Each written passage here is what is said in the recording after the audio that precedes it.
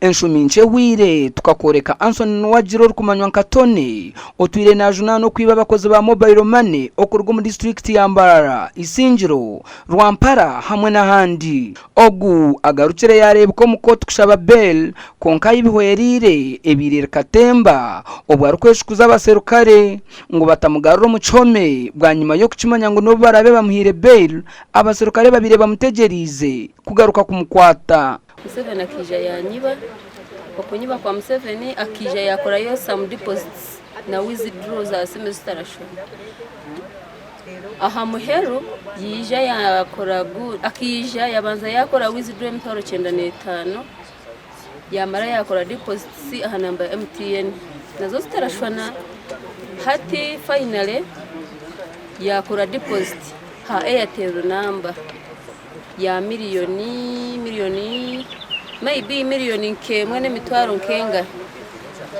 hati yanshabe simu ngo ateke muci enamba namugambira simu yanje tindagigaba namje simu tinkagigaba simu yanje nshomere namba mfitereme namba hine uyabira yino ndisho mushija amuriye nyuma hati kunamye ngo nshomere simu enamba yesimu ngiteke mu musindikire sente yangambira ngo enamba yakora ki namugire yanje tinkagikuha iwompe namba mfuteremo hatoriya niho yijira kanyangu tona kankuru hakasimu kunaje mfutere nduru 0 minute akaya katambikire hariya na message tinakora shit nagireba with a short time nafuna customer naza kumutero airtime bangambira ngo tinyino sente reason taking to Mbarara for better treatment until Monday.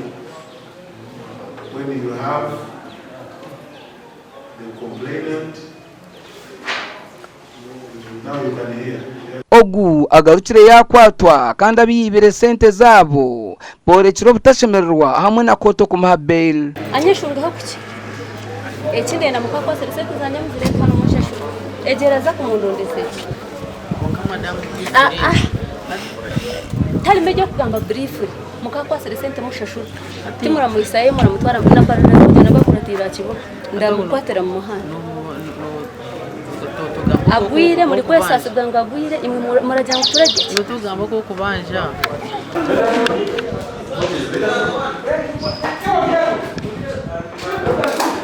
Hona Prida na Bema nabo batirwa mu kadukuru ka police abo kuremese mboho kujunanwa.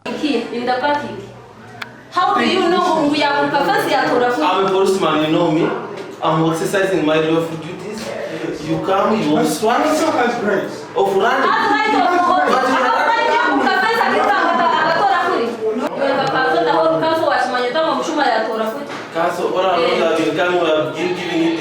But next time, you will not come back like this.